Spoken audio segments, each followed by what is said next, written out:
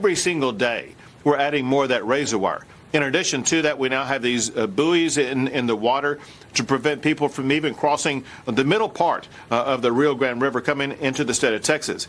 That was Texas Governor Greg Abbott boasting to Fox News about his latest efforts along the U.S.-Mexico border. Abbott was not asked about the undocumented immigrants who have been injured or drowned since he ordered the buoys and razor wire.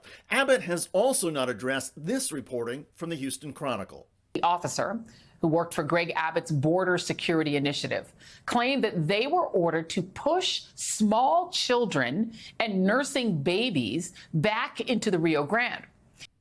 In a House hearing related to border security, Texas Democrat Jasmine Crockett noted the story gets even worse. This doesn't say it, but specifically the headlines that we saw were children as well as pregnant mothers be pushed back into the Rio Grande.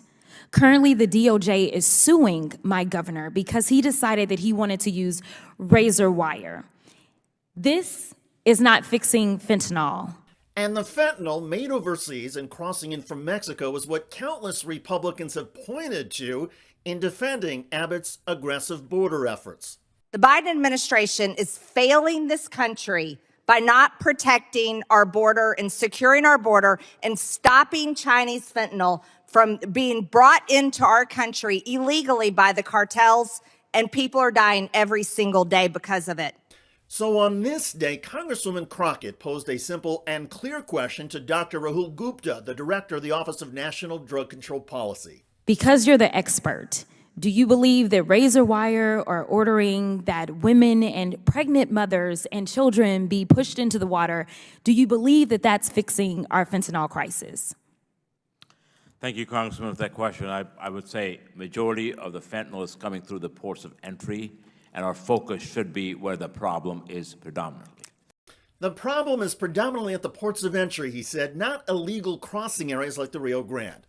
Well, that isn't stopping Texas Governor Abbott, who has vowed to fight the Department of Justice lawsuit against his razor wire and river buoys.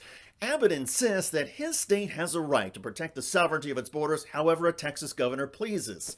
Never mind, of course, that the Abbott efforts are not stopping dangerous drugs and are only hurting and killing men, women, and children who are trying to cross the Rio Grande River. This is sick stuff.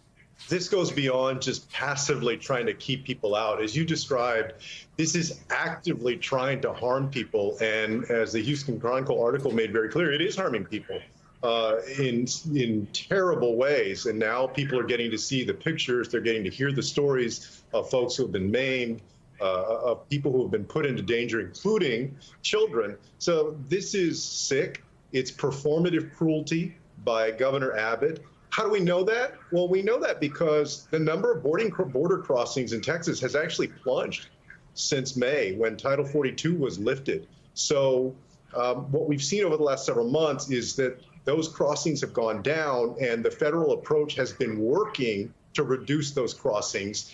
And instead of recognizing that and trying to work with the federal government to make sure that things continue to go in the right direction, and also perhaps do something about comprehensive immigration reform, Governor Abbott engages in another level of cruelty to appeal to his right-wing base. That's all it is. It's not about solving the problem. It's about hurting people to please his right-wing base. Playing to the far-right anti-immigrant Republican Party base. And that is where GOP leaders at the federal and state level continue to stand.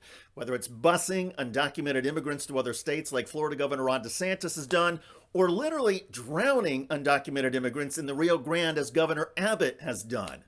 This is all about politics, not policy. Thankfully, there are lawmakers like Jasmine Crockett who are willing to call it out and remind everybody who is listening that the GOP, the self-proclaimed party of life, continues to be the party of unhinged and barbaric cruelty. By the way, right-wing supporters of the GOP keep showing us their ignorance about their anti-immigrant leaders, including Donald Trump. He was a little more honest than the rest of them. He said things that were true, and the others, they don't. I believe he's the most persecuted president we've ever had. Check out that video at the link below. I'm David Shuster. Thanks for joining us.